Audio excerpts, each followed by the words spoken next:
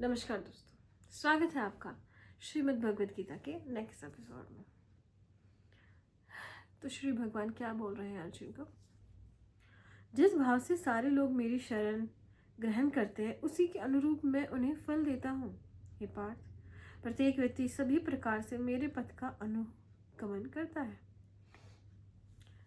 क्या कह रहे हैं? जिस भाव से लोग मेरी शरण ग्रहण करते हैं उसी के अनुरूप मैं उनको फल देता हूँ। जैसे अगर कोई बोलता है भगवान मुझे अमीर बना दो, तो अमीर बना देते हैं। हे भगवान मुझे तो बस आप चाहिए हो, मुझे मुक्ति चाहिए, उन्हें मुक्ति दे देते हैं।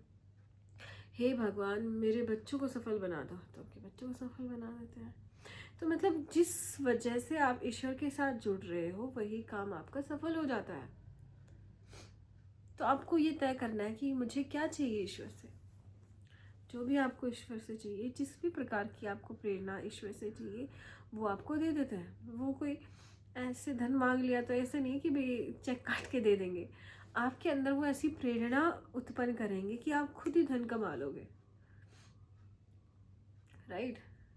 अभी बच्चा स्कूल में जाके क्या करता है? टीचर उन्हें पढ़ाता ही तो है ना, उन्हें प्रेरणा देता है कि तुम पढ़ो भाई, तो तुम्हारा ऑब्वियसली अपना आप ही करियर बन जाएगा। तो उसी तरह से ईश्वर हमें अच्छे काम करने की प्रेरणा देते हैं और फिर हमारे सारे दुख दूर हो जाते हैं। हे पार्थ, प्रत्येक व्यक्ति सभी प्रकार से मेरे पथ का अनुगमन करता है। मतलब जो भी अभी ये है ना कि हमने मांग तो लिया, लेकिन बदले हमने ईश्वर को दिया क्या? उसके लिए कोई भी हमारी इच्छा पूरी होगी, उसके लिए ईश्वर बोल रहे हैं कि भाई मेरे पथ का अनुसरण करो। तुम जो मैंने तुम्हें पथ दिखाया है सच्चाई का, अहिंसा का, उस पथ पे चलो। बस बदले में भगवान यही मांग रहे हैं। तो मेरे पथ का अनुगमन करना है तुम्हें। अब वही श्री कृष्ण अर्जुन को बोल रहे हैं कि मैं तेरे को बोल रहा हूँ कि तू युद्ध कर, इस पथ पे चल, युद्ध के पथ पे चल, तभी तेरा कल्याण हो सकता है। तो मेरी शरण में आ गया है, मैंने तेरी सारी उलझने दूर कर दूंगा, बस मैंने जो बोला है उतना कर। ठीक है? तो इच्छाएं पूरी करनी है तो ईश्वर के पथ पे चलना है हमें, बस सब हो जाएगा। इस संसार में मनुष्य सकाम कर्मों में सिद्धि चाहते हैं, फलस्वरूप वे देवताओं की पूजा करते हैं। निस्संदेह इस संसार में मनुष्य को सकाम कर्म का फल शीघ्र प्राप्त होता है। देखिए, ईश्वर ने ना बहुत सारे कर्म कांड बनाए हैं, जैसे हवन करना, दूसरों की मदद करना, दान देना। तो जो दान देता है ना उसको कभी भी निर्धन नहीं होना पड़ता, वो कभी निर्धन नहीं रहता है जो दान करता है। तो ये कर्म कांड बनाए हैं। जैसे ये क्या है? हमारे संसार के सकाम कर्म है। तो इनसे इनका जो फल है ना वो बहुत ही शीघ्र मिल जाता है, बहुत जल्दी मिल जाता है। यही हमें श्री कृष्ण बता रहे हैं कि इस संसार में मनुष्य सकाम कर्मों में सिद्धि चाहते हैं, फलस्वरूप वे देवताओं की पूजा करते हैं। निसंदेह संसार में मनुष्य को सकाम कर्म का फल शीघ्र प्राप्त होता है।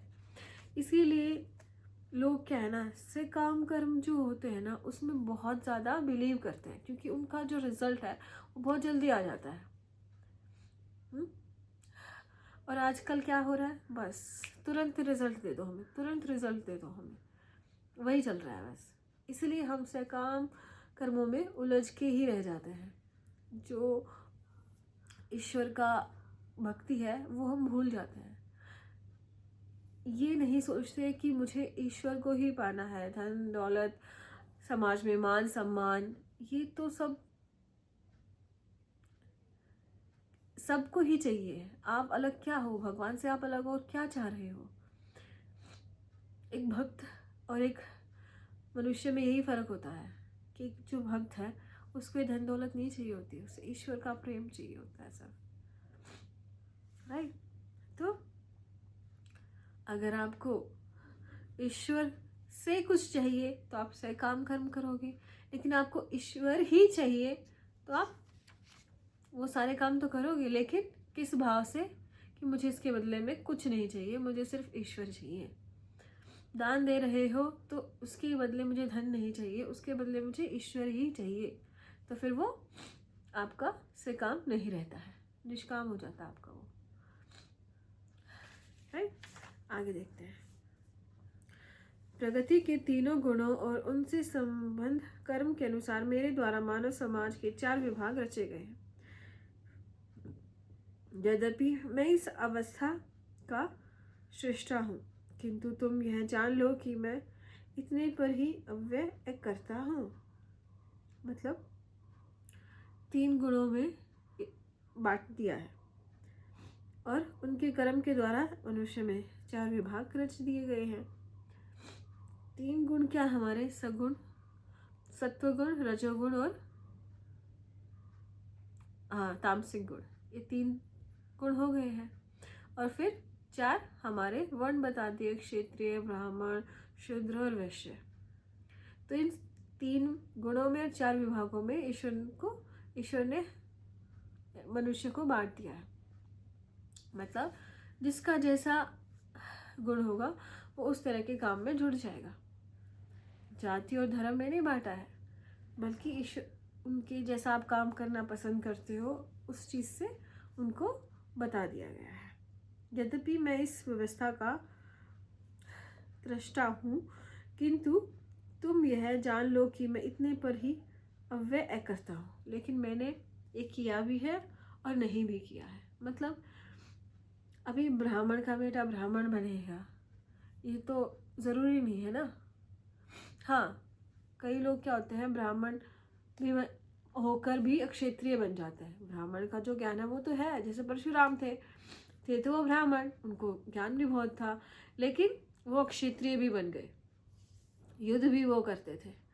तो यहाँ पे एकता हो गई ना, उसने खुद, इंसान ने खुद अपना रास्ता चुन लिया कि उसे क्षत्रिय भी बनना है। तो इसमें एकता हो गई ईश्वर। तो ईश्वर करते भी हैं और नहीं भी करते हैं। ईश्वर ने ना हमें छूट दे रखी है। ईश्वर ने हमें आत्मा दे दी, बुद्धि दे दी, लेकिन उसका हम प्रयोग कैसे करते हैं ये हम पे ही डिपेंड है। राइट, कई लोग ये बोलते हैं ना कि ईश्वर की मर्जी के बिना तो एक पत्ता भी नहीं हिल सकता, तो फिर लोग इतनी मार काट क्यों करते हैं, लड़कियों का रेप क्यों कर लेते हैं, चोरी क्यों कर लेते हैं। अगर भगवान की इच्छा के बिना कुछ हो ही नहीं सकता तो ये बुरे कर्म क्यों होते हैं। तो इसमें ना ईश्वर करता है, उसने हमें ज्ञान दे दिया, बुद्धि दे दी, अब उसका हम कैसे प्रयोग करते हैं वो हम पे डिपेंड है। तो इस श्लोक में ईश्वर यही कह रहे हैं। अब जो चोरी करता है उसमें दिमाग तो है ना, बिना दिमाग तो चोरी भी नहीं होती। लेकिन वही काम, वही दिमाग वो चोर को पकड़ने में भी कर सकता है, या वो खुद चोर भी बन सकता है। तो आज के लिए इतना ही। आशा करती हूँ आपको पसंद आया होगा। बहुत बहुत धन्यवाद।